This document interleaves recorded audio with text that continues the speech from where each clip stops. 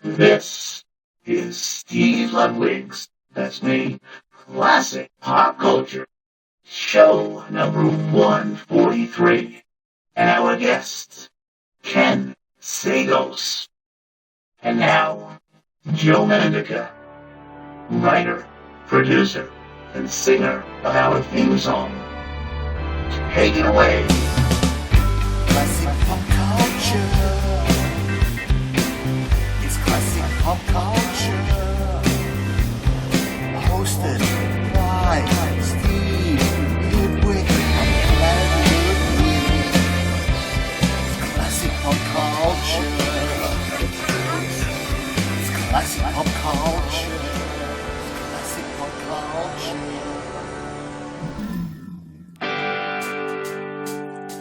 Thank you, Joe Mandica. And how you doing, everybody? This is your pal and fellow fan of pop culture, Steve Ludwig, welcoming you to another edition of Steve Ludwig's Classic Pop Culture, right here at planetludwig.com. Congratulations, everyone. You have landed safely and peacefully at Planet Ludwig. Here we are, show number 143, and our guest, Ken Sagoes, is making his third appearance on our show, and it's always such a pleasure when he visits us. He's really a true friend of classic pop culture. His latest novel is The McHenry Trial. Don't judge a kid by their hoodie. We talked about it just a few days ago, and here is our conversation.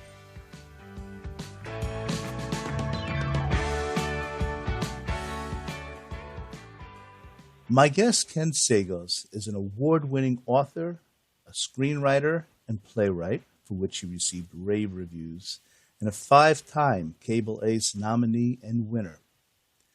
He's the founder of the Los Angeles-based nonprofit organization, Giving Back Corporation, GBC, in operations for over 20 years. He received a special commendation from Georgia Governor Sonny Perdue for his 7 Maids from Stockbridge, a story about the civil rights movement. In California, in Orlando, Florida, it's been proclaimed Ken Sagoes Day. As an actor, Mr. Sagoes has appeared in John Singleton's Rosewood. On TV, he's appeared in, among others, Always Sunny in Philadelphia and The Bernie Mac Show. And most of us probably first met Ken Sagoes when he portrayed Roland Kincaid, battling Freddy Krueger in Nightmare on Elm Street Parts 3 and 4. He's with us today to talk about his brand new book. It's the brilliant The McHenry Trial. Don't judge a kid by their hoodie. And we're going to talk all about it right now. It's an extreme pleasure to welcome back to classic pop culture our friend, Ken Sagoes. Ken, welcome back to the show. This is Steve.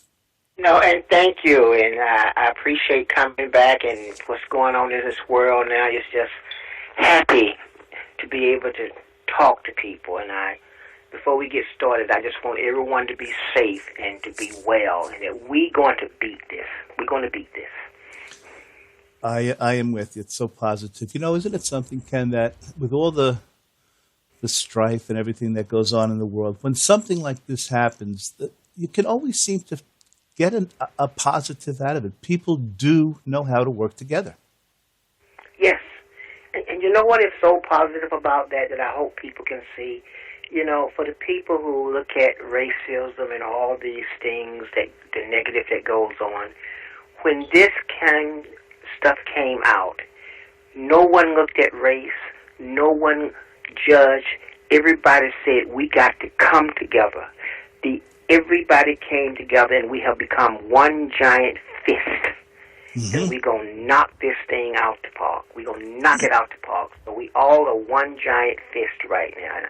And I like to say the world is one heart, and we're going to beat this one way or the other. Beautifully put, and very inspirational. And, you know, I'm not surprised you would say something like that, Ken, because your book, The McHenry Trial, is really an inspiring story, and I can see where that inspiration comes from. Mind if we spend some time talking about the book? Please, I would love that. Okay, it's called The McHenry Trial. Don't Judge a Kid by Their Hoodie. Of course, written by our guest, Ken Sagoes, the award-winning author. You know, to say the least, Ken, your book was inspiring, and it's most certainly realistic. And in the past, you've been in a few scary movies, Nightmare on Elm Street, and this book, I would say, is scary, but not horror movie scary. I mean, it's real life scary, and I have questions about that very subject. But first, just please give us some background about this very important story. The story is just something that was created in my head. One time when I was watching a young man that was a brilliant young man, and I was watching, reading on the internet where I saw these young people graduate from college at a certain age. And one of my favorite shows back in the 80s, I believe, was Dookie Howser. And I always said, my God, wonder what it would be if a young African-American guy that came out of the community that I came out of, which was the Bluff area in Atlanta, which was a very, very bad area in Atlanta that was drug-infected, that came out. I grew up in that area, and we tend to look at young people and we don't have any hope for them. And I want to write a story where there was hope for a young kid, for a young child, something that could bring the family together. And so that's basically where it come from. And I was talking to a kid one time who educated me on some legal stuff. Wasn't any major legal stuff. And I just said, wow, maybe this is God telling me that the idea I had, I should write it. Because I had pitched it before. Mm-hmm. And everyone had told me it didn't make no sense. It could never make any sense. And believe it or not, I didn't do it. I didn't do anything. But one day I decided to say, no, I'm going to write my story. And I first wrote it as a screenplay and took it to a production company, and they passed on it. And don't want to give out the production company's name. That's fine. But it was 3 of them, and so they passed on it.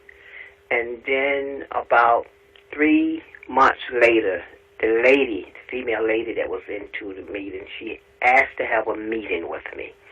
And I had a meeting. She didn't want to talk on the phone. And so we had a meeting, and she said the 3 of us have split up.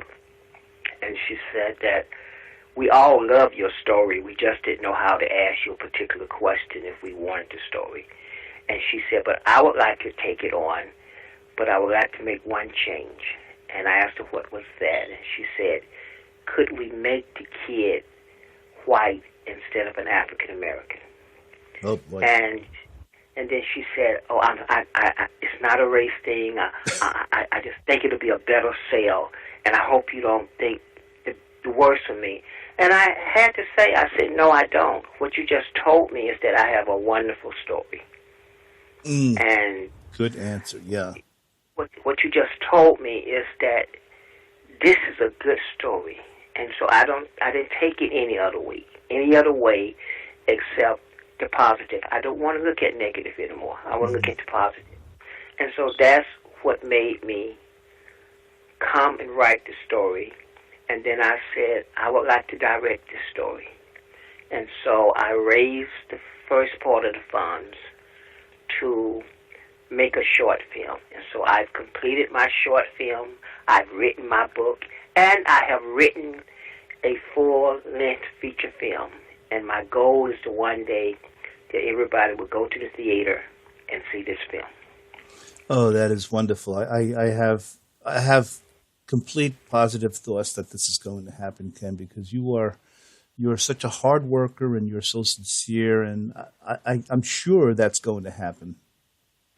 Yeah.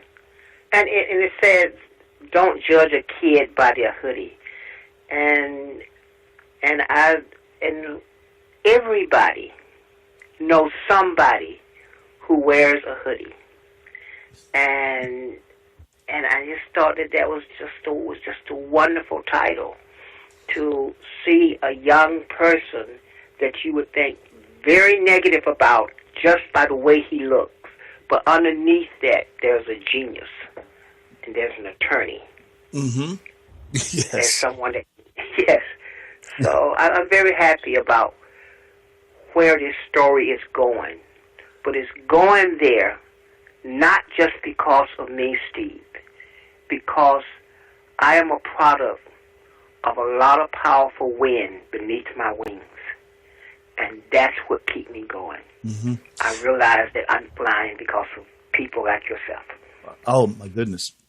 Well, whatever little piece of wind I provide, it's my honor to have someone like you on the show, and it's part of my life. We've spoken on numerous occasions. You just give so much to society that I can't thank you enough for the things that you do.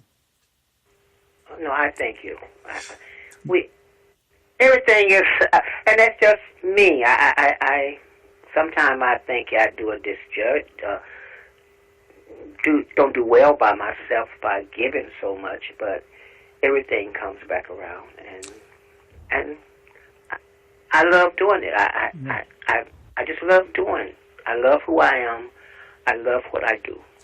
And many times we just do have to go by our gut feeling. I'm assuming in your heart, in your gut, you know what you're doing is right. Even though those, when you may question yourself during those times you just mentioned, you just know it's right. Yes. Now, you know that there's always hope, and you have to keep the faith. Mm-hmm. And and we all gonna have trying times, and we all gonna have to keep looking forward, and always, and I like to believe that, if you look at someone as a superhero, I like to believe that people, the community, the world is my cape. So that's why that's my cape. So, yeah. And it doesn't always have to be a cape, as this story shows. Sometimes it's a hoodie. Sometimes it's a hoodie. Yeah. It's a hoodie. Maybe without giving too much away, just whatever you want to give of the plot. The story is about 14-year-old Sean, who is a lawyer. Yes. What would you like to add to that without? Well, he's a lawyer. He's a brilliant young genius. That he's a lawyer. He started reading books when he was 5 years old. His mother was trying to work on her degree, so she would take him to the library, and he was always reading the law books, and he started reciting things, and when he would see shows on the television, he would say, "That's not right. This is the way it goes." So he ended up going to one of the big universities. He actually went to three of them: Harvard, Yale, and Howard. Mm-hmm. And he graduated, took the bar exam at 14, and surprisingly passed. And the unique thing about it is that his first case is defending his father, who had been accused of murder. Right. And he has to go before this here really hard-nosed judge that the rumors are, if it was the Western days, his father would have been hung weeks before. Right, yes. And so without giving everything away, he goes, he fights for it. I don't want to say if he wins or not, but you're going to be proud. You're going to be right there with this young man. Yeah, and it's listeners. I was going to mention this a little later on in my our conversation, but Ken, there are so many levels in this book. Now, of course, the main level is will he be able to defend his dad successfully? But there are so many underlying equal levels of drama and conflict. There's a little something between Sean and his dad, Deshaun and his dad, Sean.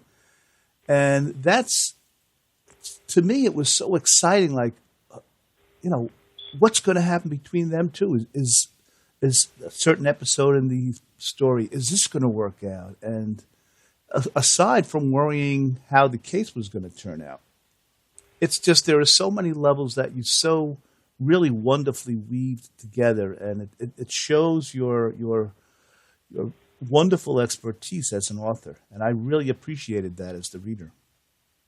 Well, I thank you. I thank you, and because I didn't set out to go into all these different areas of life. I did not set out to do that. Life in this story took me there.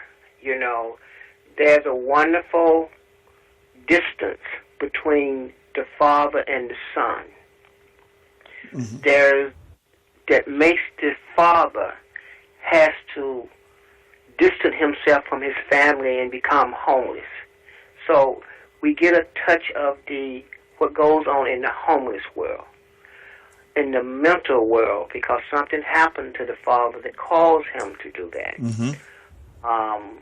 There's misunderstandings when the son see his father doing something.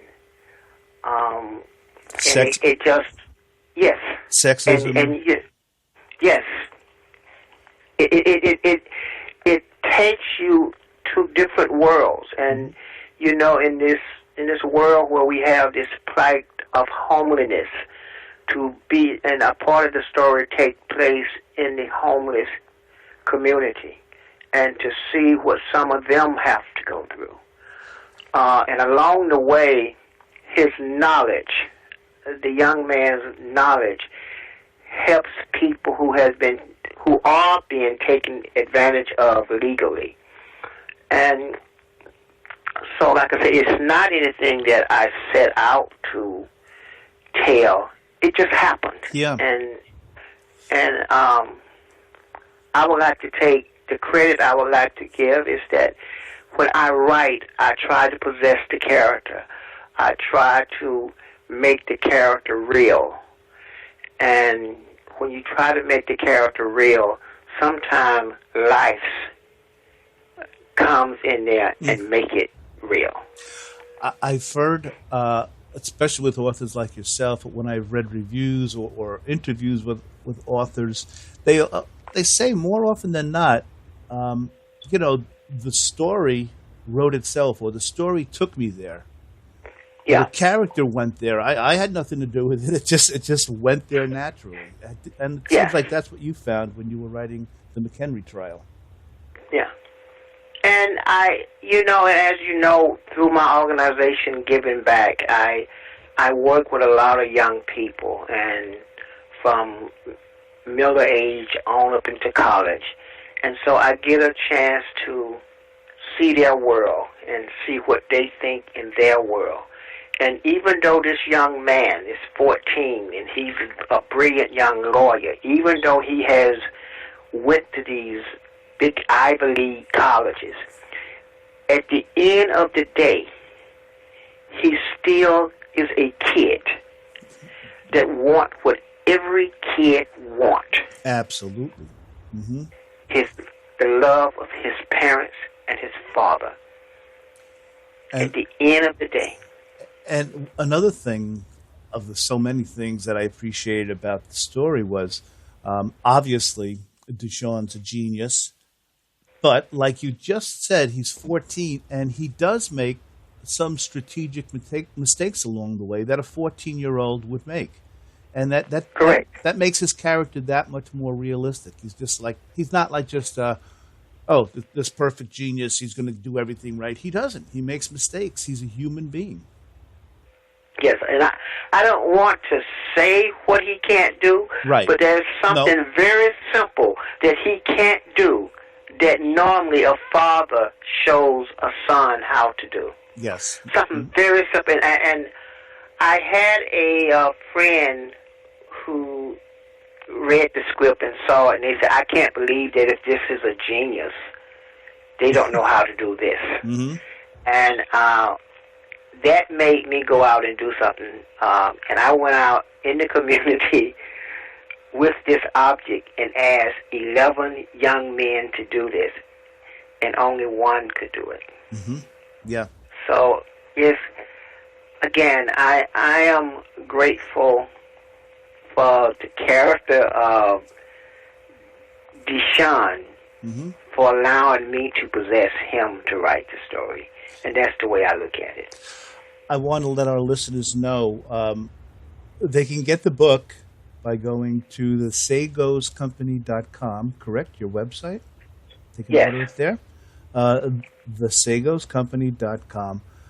It's so worth owning this book, everyone. It's you think, well, here I am as an adult, a way adult, and I learned things. You think you see some terrible racist things throughout a lifetime, but there are things that you learn in this book, everyone, that you say, wow, I'm almost ashamed of myself that I didn't know that went on, that this didn't go on.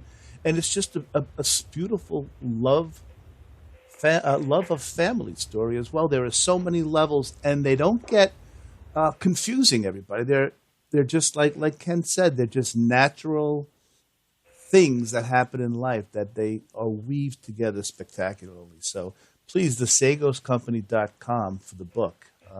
It's just, you must be proud of this book, Ken. I'm very proud of it. I'm proud of this book. I'm proud that I was able to do this, and I'm just happy that I hung in there. And and I self-published this myself. So I self-published everything, and so for all the people that's listening, and you say that I can't, yes, you can. I can't. And, and you just have to wake up and say, I'm going to do it. And how I was committed to my writing is that I just wrote something every day. And I don't want to say this because I hear a lot of people all the time telling me, well, I don't know how to write. I don't know if I could do this here. The key word is write your story if you have one. Write it. And when you finish your story, you can always go back and put it in the right format. Right. That's easy. I guess you're saying also people shouldn't get hung up on correct grammar, subject-verb agreement. You can, like you said, that can be edited if you like later on, but it's your story if that's the way you want it to be. Your story. Yeah. I'm the worst speller. I don't know. Sometimes I'm I close, misspell Ken. my own name. So, but but just I don't know. All I can say is that keep it moving, and it's going to be hard. Every day is not going to have sunshine shining on you, but that's only because there's a cloud, and sometimes clouds have to be there to give you some rain. Very well put. Now, just a sort of a technical question. I love to think about how when an author sits down, do you write on legal pads or do you do it on your word processor? How do you physically write the story? Pen and pencil? Sometimes I write on legal pads. I'm still very old school. But that's how I like to write. And it's like, and then I transfer it to the computer. But that's just me. And then sometime I can just get up and just go to the computer and write. But for the most part, I have a whole stack of legal pads. Yeah. And the yellow legal pads. I can't write on white legal pads. And the long yellow legal pads. The long ones, yeah. And that's what I write with now. And sometimes I have a writer's block, but I have my pad there. What do you do when you hit those blocks? Put it down. Yeah. Okay. Put it down. You know what? It's like cooking dinner. Sometimes when you cook dinner, it tastes good, but sometimes it tastes so much better when it's leftovers. Yes. Yeah. Even So, cold pizza. Even cold pizza sometimes tastes better. Yeah, so that's what it is. I just, Well put. you Yeah. Mm-hmm. you don't fight it. You don't fight the love of life. Mm-hmm. You just ride it. Yeah. Mm-hmm. You know, we mentioned a few of the themes earlier: racism, mental health, homelessness, sexism. You know what else I was really, for me, uh, made a nice point.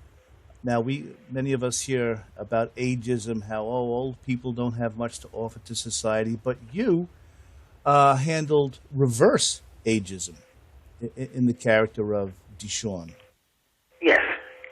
That was brilliant. He wasn't given a shot. Well, why don't you uh, elaborate on that just a little bit without giving too much away? Because because of his age, no one believed in him. He had to prove himself. And I think when he proves himself, that is translating age, that's translating race, that's translating feminism. It translates everything because of his age. And because of his age, even blacks, whites, everybody said you can't do this, and they don't see how you can do it. And I've had people to read the short version now, and they said they could not believe it. They didn't believe the story. But right now, since I've wrote it and I've digested the character, it doesn't bother me. But I think it helps me, truthfully speaking, it helps me. In what way? Because I believe in the character. Yes. Mm-hmm. And that's all that matters. I believe in the character. Mm-hmm. And you got to believe in your story. You got to believe in your dream. Please do not go around and lose something because someone else is not believing in you as much as you believe in yourself. And quite frankly, you should never have anyone to believe in you more than you believe in yourself for a long term. It happens for a short term, but because you're the one that got to make it happen. And I can promise you this, at the end of the tunnel, when you have made it happen, all those going to be right there trying to get a piece of the pie, saying they help you make it. I knew it all along, Ken. I knew it all along, right? Yeah. Yeah. Well, again, listeners, Ken and I, we don't want to give away a lot of the good stuff in the book because you will enjoy reading it rather than being told it. But I will say that if a person may have thought, oh, yeah, sure, okay, 14-year-old kid, Deshawn, he's a lawyer, blah, blah, blah. I know where this is going. But you don't know where it's going, listeners. And I say that respectfully because things happen that Ken has put in the story that shows you that this is a 14-year-old after all. So please don't think ahead, think that you know what's going to happen, because I assure you don't. And it's really just a really exciting book to read. There's so many things going on, Ken. And and because when I first started writing it, I didn't know what was going to happen. Mm-hmm. I know what I wanted him to be, but I didn't know what was happening. And a lot of people, writers, when they write out a outline, a treatment as to how the story is going to go. Mm-hmm. I don't do that.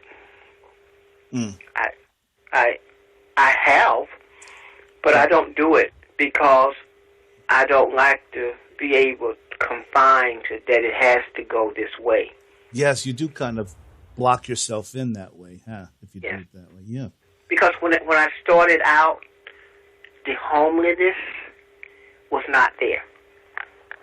Oh boy, it was not there. What an important addition that was then. Yeah, it's just that I put myself in the father's position, and what had happened. That's what took me there. Well, I'm glad it took you there, because that really adds the realism and just the importance of the story itself. Now, I think probably, Ken, most people, like I mentioned in the intro, we probably first met you in Nightmare on Elm Street Parts 3 and 4. You played the role of Kincaid. You were also in John Singleton's Rosewood. And you mentioned that this story, the McHenry Trial, Don't Judge a Kid by Their Hoodie, started out as a screenplay.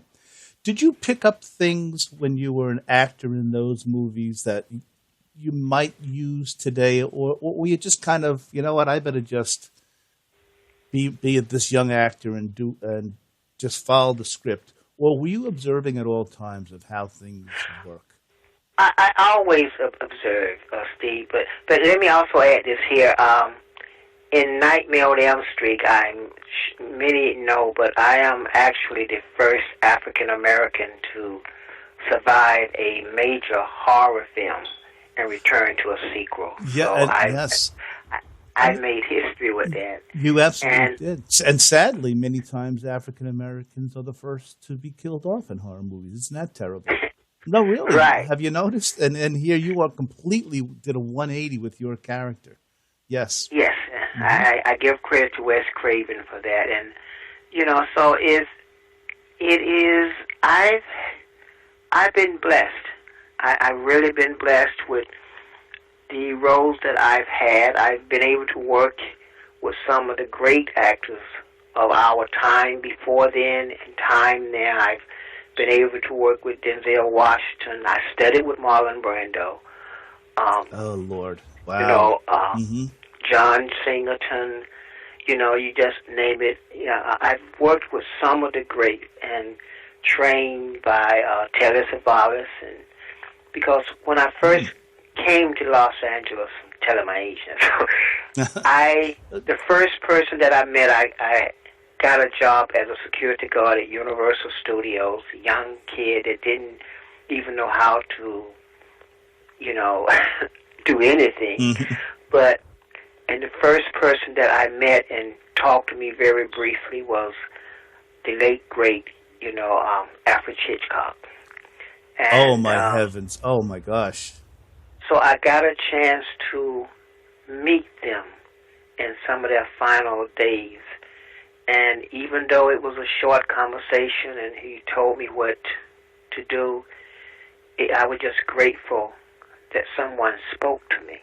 Mm. And another thing, most people don't know, before I was an actor, I was blessed enough to be a staff writer at Paramount. I was a staff writer for Paramount Television in my early years. Mm-hmm. So writing has always been something that I love, something that I do. And you know what? I'm excited about this here. I went home. I'm from Atlanta, Georgia, by the way, born in Stockbridge, but from Atlanta. And I was going through some things, and I found the first thing that I wrote when I was like 10 years old. It was called The Little Boat That Couldn't. I wrote it when I was like 10 years old. Oh, and, boy. Yeah, and I said, wow, I need to really do a story on that.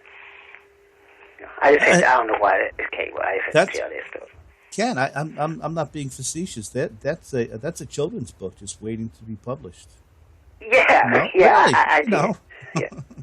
Hey, would you be able to share with us what Alfred Hitchcock told you, or do you even remember, or do you want to just keep that between the two of you? I remember it because I was, at the time, as a security guard, you had to go through different production companies to hit a key. And I went through his thing, and I was looking at him and looking at his wall, and I turned around, and he was standing there, and I jumped, and I got scared for two reasons, because I wasn't supposed to do that. I'm supposed to just hit a key right inside the door, not look around. And he talked to me, and I told him what I wanted to do, and he just said, "Go ahead. You can do it. Just keep doing what you want to do, and you do it. I'm going to look for you now." And so then I was at the gate with Scotty, that was like the head security guard, and every day that he would drive out, he would wave at me, and he even would ask Scotty, where I was. He didn't know my name. He just said, "Where was I?" And so, and then the other people that I met along the way was Lucille Ball. They used to grab my cheeks. I used to get tired of every woman grabbing my cheek. So, you know, Telly Savalas, I damaged his Rolls Royce. I didn't damage it, but I hit it with the gate. And it scared me. I knew I was going to be fired. But I met him at his production company. I apologized. He gave me a big hug. I told him what I wanted to do, so he let me take his acting class at the Sherman Oaks acting class. He used to be on Hollywood Boulevard. Mm-hmm. And then I met so many of them. Red Foxx, all of them. All of the great oldies. I would have just started laughing if I see Red Foxx. He's one of the funniest comedians around. He did. When I met him, you know, I used to go and I went and asked for his autograph, and he said, "What's wrong with you? Something wrong with you? Look at all these women out here. You want my autograph? You need to be looking at this here." He said a few choice words, but yeah. So that was Red Foxx, and Joan Rivers actually saved my job. Oh, how? I'm looking, you know, the letter is right here in my drawer now. She saved my job, and I will always be grateful for her for that. And years later, I wrote her, and she wrote me back, and she said she remembered what I had done. At that time, she had her own talk show. Right. And that's when Nightmare on Elm Street had come out. And she had said that she wanted to get me on the show. And the very next day, her show got canceled. But Joan Rivers, all of them, when I started doing stand-up, I met George Burns. I met, you know, all of those. You met some legends, boy, yeah. Yeah, Bob Hope. Richard Pryor. And, then, you know, I didn't just meet them. They took time to talk to me. Mm-hmm. And it's the one thing that I got from all of them is that I felt in that brief moment with me, they was giving back to me. And that stuck with you all your life, huh? That stuck with me all my life. Mm-hmm. At that time, there was a show called Quincy at Universal. Sure. Mm-hmm. And Jack Cluckman, who knew that I had spoken with me and knew that I was a young kid catching the bus to come over there and work. God bless him, because this man made sure he told the caterer that every day he was supposed to save me a meal. And if I was working that day, the caterer would find out where I was working, and there was a plate always sent to me. That is so nice to hear things about people that you admire from afar, that they are nice people, that there are nice people out there. I'm sure, you know, there may have been one or two jerks you've met in your life as well that may have disappointed you, but it seems far and wide it's been positive. I've met a couple of jerks, but they're not going to have a part of this here conversation. They don't even deserve to be in it. Why waste your breath? Yeah. Now, and so I say that because for those who are listening, you know, take time and listen to people when they talk to you. And that's why I always take time and try to talk to people, because I feel that what I say and what I do, I'm carrying on the legacy for the goodness that they instilled in me. Mm-hmm. And that's the end of the day. At the end of the day, I just want to be able to say, if the good Lord say, Ken, it's time to come home, I want to be able to say he was trying to make a difference when I had to go home. Very nice. Paying it forward, to borrow a cliche, but that's a good lesson, yeah. You know, you mentioned that the McHenry Trial Don't Judge a Kid by Their Hoodie by Ken Sagoes, everyone. And again, you can get that at the SAGOEScompany.com. Please get it. You will thank Ken for writing this book. But you said it started out as a screenplay. What are some of, as an indie filmmaker, what are the main obstacles that you encounter in making a film? It's just so what a lot of people, I think, when they go to the movies and they see a film, they see the finished product, they have no clue what goes into that. Even now, Steve, with what I'm learning, because I've mostly been in front of the camera, so even though I'm coming behind the camera a little bit, not giving up my acting, no, I'm not going to give that up. That's but, good. You know, just to know the other little things that goes with it. And then from there you have to get someone to believe in it. And it becomes a business. It's a business. Yeah. Mm-hmm. A lot of time people turn you down. It's not about you personally. It's business. You know, if people want to know if they're going to make their money back. And I got that now. Mm-hmm. I got that. It ain't about no color, no race. It's about one color, green. Yes, yes, sure. So finances is pretty much finances, the obstacle. And you know, and then once you get it there, you like I'm trying to get it right now to film festivals. It's always something that you have to do. It's always a hurdle. When you run the 100-yard dash, I think you have to jump over about 10 hurdles. Well, double that. Mm. You're always jumping over a hurdle. And everybody's hurdle is different. Mm-hmm. Most of them are the same, but everybody have a different hurdle. I would imagine if you were to sit down before you decided to make a movie and made a list of all the things that could you'd have to go through to do, a lot of them wouldn't be on that list. You'd probably come up against things that you never would have thought of. No, you never would have thought of. And here you're going against someone who may say they like the story, but in one part of the story, they want you to change this particular section. Well, that particular section may mean a lot to Everything. you. like making Deshaun a white kid. Yes, right? That's a choice. I had to, you had to say, is this what you want? Is this what you want? And and I had to say no. And you have to realize that because it's a business, chances are many would think the way they thought. And there's nothing personally against me. Mm-hmm. And let's say this here. That year, the number one movie that made more money than most movies have made in the world was The Black Panther. So, Yeah. But even still, that didn't validate. That just didn't validate. Mm-hmm.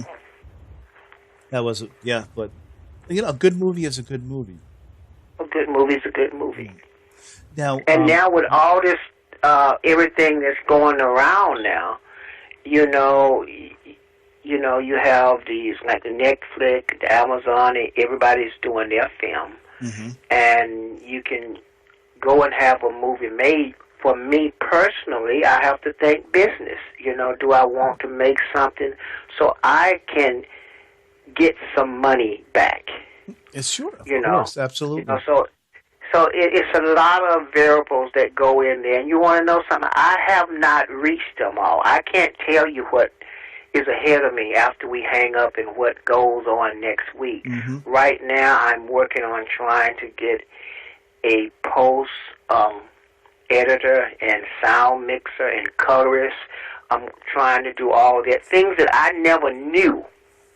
I never knew this. Yeah. Mm-hmm. I had, in the past, I've had a few singer-songwriters and musicians on, and this one gentleman I was speaking to had said, as a singer, you try to bring your feelings out and well, it used to be on vinyl, and then on CD. He said, but as a singer, I also have to understand that I have to convince people that are going to produce my music that it's worthy to be produced. So, in other words, he was saying it can't be 100% ideal the way you want it. You do have to give a little bit and give of yourself, and there is that commercialism that you have to consider when making a piece of art. Yeah, and when I was a staff writer, and was the late great Gary Marshall that gave me my break as a staff writer. And I remember one thing that he told me is that when you write and you sharpen your project around and you write a good story and you take it to a development person, write about 4 or 5 things that don't make sense in the script. That way, when the development person do it, he going to catch those things that you already wrote that didn't make sense, so he can feel like he's got a job. Yeah, that's great advice. So he said, when you do your script and you know it's perfect, go back in and write about 4 or 5 things that don't make sense. You know they don't make sense. Right. But you got to make it obvious so they can read and feel like they done did something. Because if you don't, they will, excuse my friends, they'll fuck your shit up. Yeah, absolutely. And that also gives them the feeling that, gee, Ken is willing to work with us. He is willing to take some of his... Yeah. Wow, that is fantastic advice from Gary Moore. So those are, that's what you get, when you dealing with people. So if any young people reading or listening and they want to know some advice, listen to those. Mm-hmm. Don't they? Never feel that you know everything. Yes. I think, you know what, Ken? I 100% agree with you, and I know you feel that completely in your heart. But I'll bet some people just think they know everything, or I don't need anybody else. But we all need people to help us with things. Just generally speaking, not alone just making a movie or writing a book. Yeah. Yes, it is. Mm-hmm. And you know what? I'm guilty of it. I'm guilty of thinking that I know. And that's the thing that you have to be able to know is that, sometimes you just have to go back and look at yourself. You have to look at those 4 fingers that's pointed at you when you pointed at somebody else. Yes, they're pointing right back at you. Absolutely. So people ask me, what is the key? I don't have the key. Nobody have the key. Mm-hmm. I know that I've been blessed with the people that God has put in my life, and I'm grateful for that. I'm very grateful, And so, and I say that even when I'm doing the conventions, I always tell the fans that, I am who I am because of you. Well, that's very nice to hear. It's refreshing to hear from a person. Yeah, and it's just so true. It's just so true. I am who I am because of you. I'd like to quote a line from the book from Deshawn's uncle, and then maybe we can discuss that line. Now, in the book, Deshawn's uncle said regarding a black person's innocence, sometimes belief is not enough in the eyes of the law. Would you elaborate on that? Yes. You can say that this person didn't do it. You can say that this person is not right or whatever, but in the eyes of the law, it's usually just, just this and that, black and white, eyes of the law. That's where humanity comes in. Yep. That sometimes you have to, that's why we can't rely on a computer. The eyes of the law is like a computer. That's why we're going to always need the human spirit to help us along. Because The computer is not going to allow you to make mistakes. The law is not going to allow you to make mistakes. And in the book, and again, I do want to keep things cryptic because I don't want to give, much away. But, but there is, of course, the racism in the book, but there's also hope. It isn't black versus white 100% of the time. There's humanity in there, and there are good human beings, black and white, within the story. Yes. And I think that's very important that you pointed that out as well. Yes, yes. So, And the whole thing that I'm trying to see, that things have changed. There's the generation gaps in there. There's the generation before versus the generation now. mm-hmm. Yes. And also the generation that's coming. Do you see a change, in just generally speaking, Ken, from what you've experienced from when you were a young man to now? And not enough change, I'm sure, just in people being shitty towards each other, excuse my language, sometimes. But I've seen somewhat of a change with the younger generation in certain aspects. I see a change, but unfortunately for me, and I may get in trouble like this here, because with my generation, we did not take the baton that was given to us by those who died for me, for those who fought for me, which was like the Civil Rights Movement, the Dr. Kings, and all of them. They fought so diligent for me to have the right, to have the freedom to do whatever I wanted to do. So when they gave me that baton, I didn't always instill that baton in the generation that I'm passing it on to. And they have no idea. They only know that people might have died for the rights.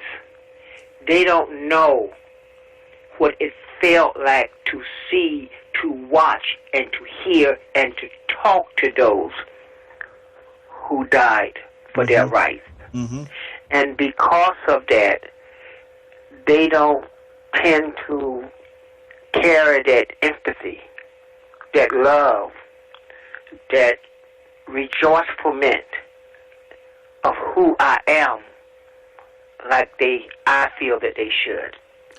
The case in point with this coronavirus that's going around, we had a hard time trying to convince the young people to do what's right. Yeah. Yes. And it took time for them to get it. Yeah. If ever there's a time that young people should be calling seniors and people saying, "Do you need anything?" It's right now. It's right now. Yeah. And that hurts me that I know a lot of young people right now that don't call and just to say, "How are you doing?" Mm-hmm. A lot of them take the attitude, well, they didn't call me, but yeah, or it's not. I'm not going to get sick. If they get sick, too bad. But yeah, I know just what you're saying. Yeah. Well, Ken. Here's a rhetorical question. I don't even know if it can be answered. But how do we make younger people care? Is there a way, or is it we just have to let them ride it through? I don't think you can make them care. I just think that, you just have to keep showing them what you have to do, what is right and what's wrong, what is right and what is wrong. And sometimes they don't get it because, you see, age has a lot to do with it. Mm-hmm. The greatest teacher in the world is life. Yes. I remember when my son was out here years ago with me, and he had hurt me. He had did some things, and I remember Glenn Turman. I was at an audition, and I was talking to Glenn Turman about that. This is when he was 18, and Glenn Turman said that, "Don't worry about it. around 25 or 26, he'll be back. Mm-hmm. He has to date. He has to date life. And was he right? I can tell you, he was right. Yeah. And I can tell you another story because he was like an adopted son. Is that he had gotten in some trouble with me, and he was 18, he was 17. I did not know how to. I gave him a punishment that was way overboard, but I had to go in and say, no, you can't. That's too much. But I could not do it because then I would have been weak. So what I said to him is I went to him and I said, you have one favor with me. Choose it wisely. You have one favor. And so I was so happy that his favor was going to be was take me off this punishment. That's what I thought his favor was going to be. Mm-hmm. So I waited about 10 minutes. I had called, had made reservation. We were going to go back out. We were going to go eat to celebrate that he asked me to take the punishment away. So I went back in there and I said, okay, what do you want? And he said, he didn't say take the punishment off me. He said, I saw these shoes at the mall. And I was so angry at him. I said, that's not a punishment, that's a finance. So fast forward, Steve. He has a son that's around the same age now.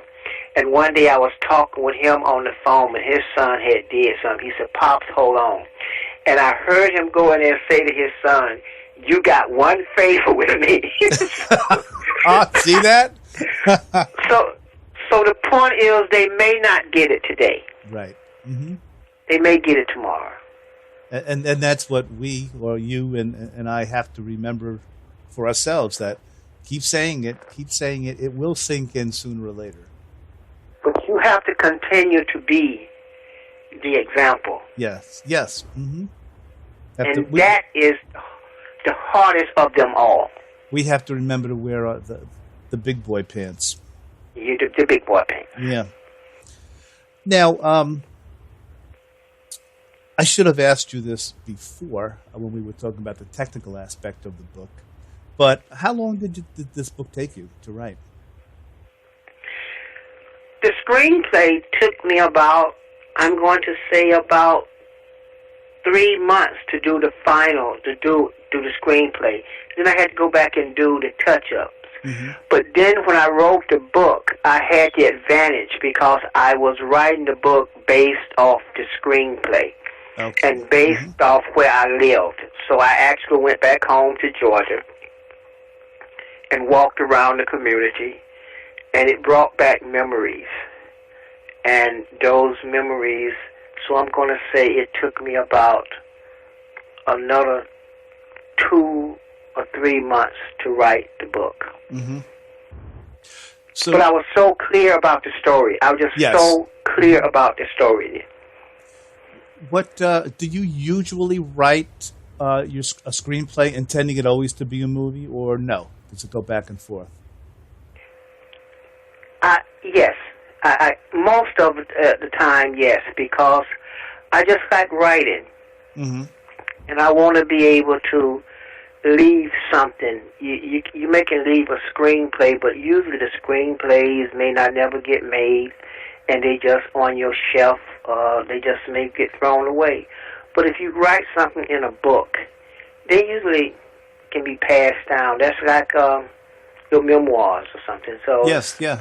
So I yes and no. There are some scripts that I've written. I have about 50 scripts. So that was my cocaine. Oh, I didn't drink. I didn't do drugs or anything. I enjoyed writing. Writing is your drug. That was my drug. Yeah.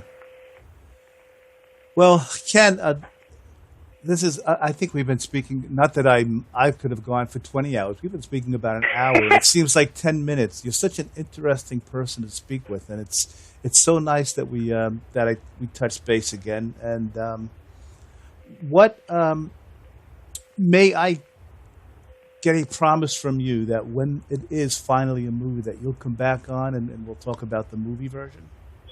Yes, not only that. I gotta come to you and we gotta sit down and talk. Okay. Yes. Okay. Yeah. Well, you know what? There's Before, well, we'll say goodbye to the audience, but let's hang on the phone too, and we'll talk for a few minutes anyway. But as far as the audience is concerned, Ken, I can't thank you enough. Once again, everybody, the McHenry Trial. Go to the SAGOEScompany.com to get the book. And is there anything else that I might have been leaving out, Ken, that you want to mention to the audience? Well, no, it's just at the end of the day, let me say thank you in advance to the audience, to the fans. And I stand by this. I'm who I am because of you. So I'm in your hands, and I appreciate you. Thank you, Ken. And so we'll say goodbye to you, to the audience, and then you and I will speak a bit afterwards. So thank you so much, Ken. Appreciate it. Thank you. Okay.